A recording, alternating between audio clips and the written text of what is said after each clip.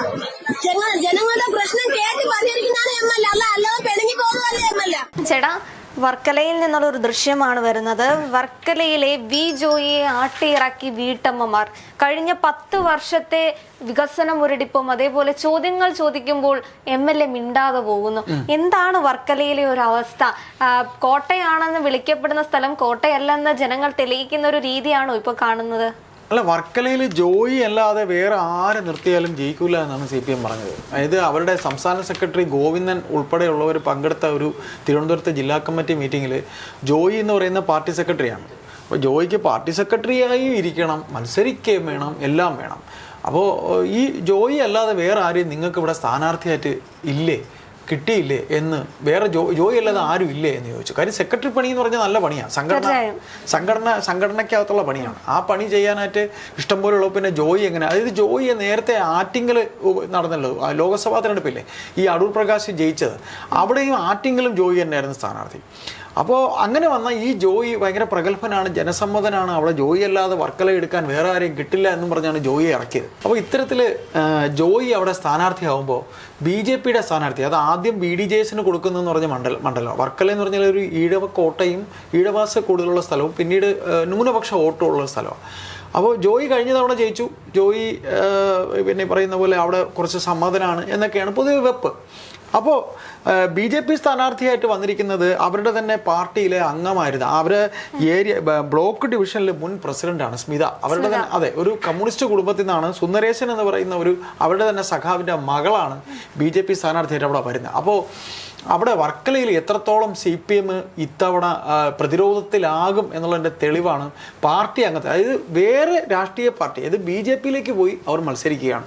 പാർട്ടിക്കകത്ത് അത്ര കണ്ട് വിഭാഗീയത പാർട്ടിക്കകത്ത് തന്നെ ഉൾപാർട്ടി രാഷ്ട്രീയം ഉണ്ട് എന്നുള്ളതിൻ്റെ തെളിവാണ് BJPക്ക് BDJSനെ മാറ്റിയിട്ട് അവിടെ NDA അവരുടെ BJP സ്ഥാനാർത്ഥി നിർത്തുന്നത്. അപ്പൊ ജോയി ഇന്നലെ വോട്ട് ചോദിച്ചു എന്ന രംഗത്ത്, അതെ, വോട്ട് ചോദിച്ച രംഗമാണ് നമ്മൾ കാണുന്നത്.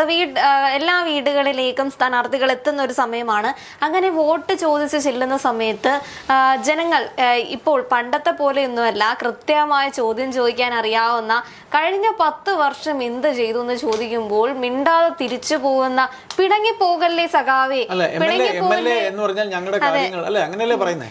പിണങ്ങി പോകാതെ എന്ന് പറയുന്നുണ്ട്. പക്ഷേ തിരിഞ്ഞു പോലും നോക്കാതെ MLA പോവുകയാണ്. അപ്പോ ഇത്തരം പിണങ്ങിപ്പോകലുകളുടെ ആവശ്യമുണ്ടോ? കഴിഞ്ഞ 10 വർഷം എന്തെങ്കിലും ചെയ്തിരുന്നെങ്കിൽ അവരാരും അങ്ങനെ ചോദിക്കില്ലല്ലോ. അവിടുത്തെ UDF സ്ഥാനാർത്ഥിയെ മത്സരിക്കുന്നത് വർക്കല കഹാറാണ്. അപ്പോ വി ജോയ്ക്കെതിരെ കഴിഞ്ഞ 10 വർഷത്തെ ഒരു മധുര പ്രതികാരത്തിന് വേണ്ടിയിട്ടാണ് വർക്കല കഹാർ വെയിറ്റ് ചെയ്തിരിക്കുന്നതെന്നാണ് പറയുന്നത്. അതുപോലെ സ്മിതയും വി ജോയ്ക്ക് ഉണ്ടായിരുന്ന, അല്ലെങ്കിൽ നിങ്ങൾ പറയപ്പെടുന്ന അത്തരം ജനപ്രീതി അവിടെ ഇല്ല.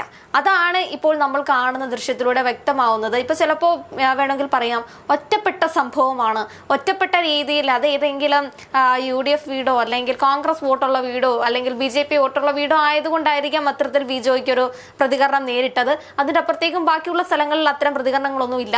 ഭരണവിരുദ്ധ വികാരമോ അല്ലെങ്കിൽ അത് വരാനിരിക്കുന്നേ നമുക്കറിയില്ല. പിന്നെ ഇതിലൊരു കാര്യം മനസ്സിലാക്കാനുള്ളത്, അതിന് ഈ പാർട്ടി അണികൾ എന്ന് പറയുന്നവർ ഒരിക്കലും ഇങ്ങനെ ചീത്തവിളി കേൾക്കുന്ന സ്ഥലത്തേക്കൊന്നും MLA കൊണ്ടുപോകില്ല. അത് നിങ്ങൾക്ക് മനസ്സിലാക്കാൻ പറ്റും. അതായത് ഒരു വീട് കയറാൻ പോകുന്നു, ഇത് നമ്മളെ പാർട്ടിയാണോ എന്ന് അണികളുടെ അടുത്ത് ചോദിച്ചിട്ടേ MLA കയറുള്ളൂ. കാര്യം MLAക്ക് അറിയാം പണി തിരിച്ചു കിട്ടുമെന്നുള്ളത്. അപ്പോൾ അവിടെ പാർട്ടിയുടെ ആൾക്കാരാണ് എന്ന് പറഞ്ഞുകൊണ്ട് അവർ അദ്ദേഹത്തെ കൊണ്ടുപോയി അവിടെ ചെല്ലുമ്പോഴത്തേക്കാണ് ഈ സ്ത്രീകൾ ഇത് ചോദിക്കുന്നത്. അല്ല, കൃത്യമായി അതിന്റെ വീഡിയോസ് ഒക്കെ എടുത്ത് പ്രചരിപ്പിക്കുന്ന ഒരു രീതിയും ഉണ്ടായിട്ടുണ്ട്.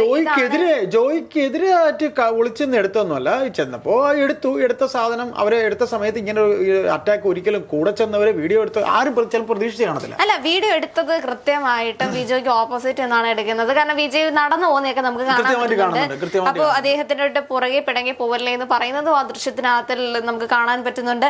അപ്പോൾ MLA വരുന്നത് അറിഞ്ഞുകൊണ്ടും ഈ ചോദ്യങ്ങൾ ചോദിക്കാം എന്നതുകൊണ്ടും തന്നെയാണ് ആ വീഡിയോ. അതില് ചോദ്യം ചോദിച്ചവരോട് നമ്മൾ തെറ്റ് പറയേണ്ട കാര്യമുണ്ടോ?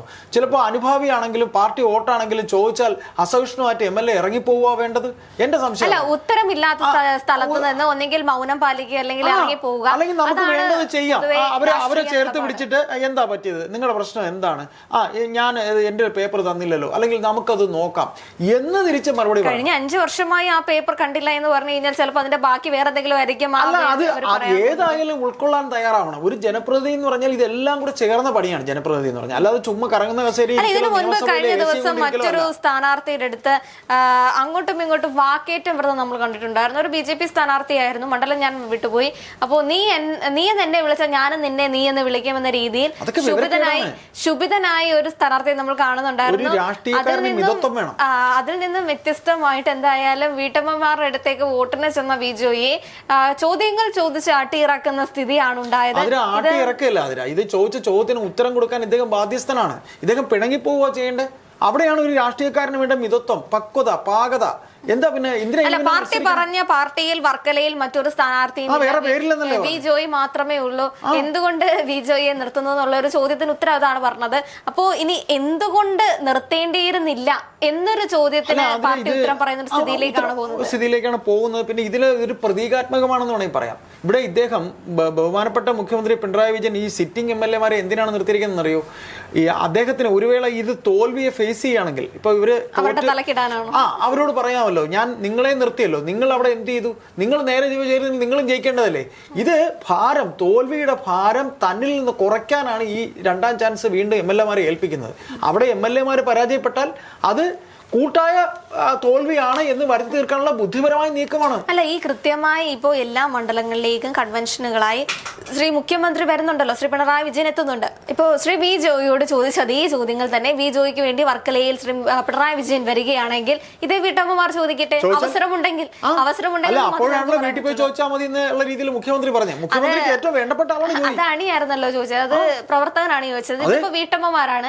വീട്ടമ്മമാരുടെ അടുത്തൊക്കെ അണിയോട് അങ്ങനെ പറഞ്ഞു കഴിഞ്ഞാൽ അണി കുഴപ്പമില്ലാതെ എന്റെ തെറ്റാണെന്ന് സ്വീകരിക്കും. പക്ഷെ സാധാരണ ജനങ്ങളോട് ഇദ്ദേഹം അങ്ങനെ പറഞ്ഞു കഴിഞ്ഞാൽ പ്രതികരണം അത്ര സുഖപ്രദമായിരിക്കില്ല. ഇതിലും മികച്ച രീതിയിൽ അവർ പ്രതികരിക്കും. ആ പ്രതികരണം എന്ന് പറയുന്നത് നമ്മൾ പ്രതീക്ഷിക്കാവുന്നതിന്റെ അപ്പുറത്തേക്കും ഒരു തോൽവിയിലേക്കായിരിക്കും പോകുന്നത്. എന്തായാലും ഭരണവിരുദ്ധ വികാരമുണ്ട്. അത് സ്വന്തം കോട്ടകളിൽ പോലും അവർക്ക് അടിപതർന്ന രീതിയിൽ കാണുന്നു. നമ്മൾ അങ്ങ് കണ്ണൂർ കണ്ടു, ആലപ്പുഴയിൽ എതിർ സ്ഥാനാർത്ഥിയായിട്ട് വരുന്നത് കഹാറാണ്. കഹാർ ചില്ലറക്കാരനൊന്നുമല്ല. കഴിഞ്ഞ തവണ BRM ഷഫീറാണ് മത്സരിച്ചത്. കഹാർ എന്ന് പറഞ്ഞാൽ ഒരു തവണ ഈ ജോയിയെ തോൽപ്പിച്ച ആളാണ്. മണ്ഡലത്തിൽ വളരെ വേരോട്ടമുള്ള ആളാണ്. കഹാറിനെയൊക്കെ എനിക്കറിയാം. കാര്യം എന്ന് വെച്ചാൽ ഇദ്ദേഹത്തോളം വയസ്സിന് മൂത്ത ആളാണ്. ഈ ജോയിക്ക് നീണ്ട 10 വർഷം കഹാർ ആ മണ്ഡലത്തിന് വേണ്ടി കാത്തിരുന്നു. അദ്ദേഹത്തിന് അവിടെ വളരെ നല്ല സമ്മതിയുണ്ട്. കാര്യം ജോയി എന്തൊക്കെ ചെയ്തെന്ന് പറഞ്ഞാലും വർക്കല സ്ഥലപ്പേരും കൂടെ ചേർത്ത് തന്നെയാണ് കഹാർ വരുന്നത്. അല്ല, വർക്കല കാണുമ്പോൾ സ്നേഹം തോന്നുന്ന ആൾക്കാർ പാവം ഇത്ര വർഷമായി ഇവിടെ പ്രവർത്തിച്ചല്ലോ. അവിടെ MLA ആയിരുന്നു. അല്ല, ഈ ജോയിയെ സംബന്ധിച്ച് ജോയി പതിയെ അഴൂർ ജോയി എന്നാണ് ജോയിയെ വിളിച്ചിരുന്നത്. അഴൂർ ജോയി അവിടെ നിന്ന് പതിയെ തിരുവനന്തപുരം ജില്ലയിൽ വരുന്നു, ജില്ലാ സെക്രട്ടറി ആകുന്നു. ബഹുമാനപ്പെട്ട മുഖ്യമന്ത്രിക്ക് വേണ്ടപ്പെട്ട ആളാണ് ജോയി. അദ്ദേഹം സെക്രട്ടറി ആയിരുന്നപ്പോഴാണ് 3 സെക്രട്ടറിമാർ ഭരിക്കുന്ന രീതിയിലേക്ക് തിരുവനന്തപുരം ജില്ലാ കമ്മിറ്റി പോയത്. അപ്പൊ ഏതായാലും ജോയി അല്ലാതെ മറ്റൊരു ജോയിക്ക് കിട്ടേണ്ടത് കിട്ടി. ഇനി ബാക്കിയുള്ളവർക്കൊക്കെ ഏതൊക്കെ മണ്ഡലങ്ങളിൽ നിന്ന് എന്തൊക്കെയാണ് കിട്ടാൻ പോകും. ഇപ്പൊ ഇത് വളരെ സൗമ്യമായിട്ടാണ് ഈ ഒരു ചോദ്യം ചോദിക്കലും ഇറങ്ങി പോലും ഉണ്ടായത്. ഇതിനും രൂക്ഷമായിട്ട് പലയിടത്തും നമുക്ക് കാണാൻ പറ്റും. എന്തായാലും വർക്കലയിലെ അവസ്ഥ ഇതാണ്. ഇനി നമുക്ക് ബാക്കിയുള്ള മണ്ഡലങ്ങൾ നോക്കാം. എന്താണ് അവിടുത്തെ സ്ഥാനാർത്ഥിയോടുള്ള പ്രതികരണങ്ങൾ? ജനങ്ങൾ സ്വീകരിക്കുന്നുണ്ടോ അതോ സ്വീകരിക്കാതിരിക്കുകയാണോ? എന്താണ് അവരുടെ പ്രതികരണങ്ങൾ എന്ന് നമുക്ക് അറിയേണ്ടതുണ്ട്.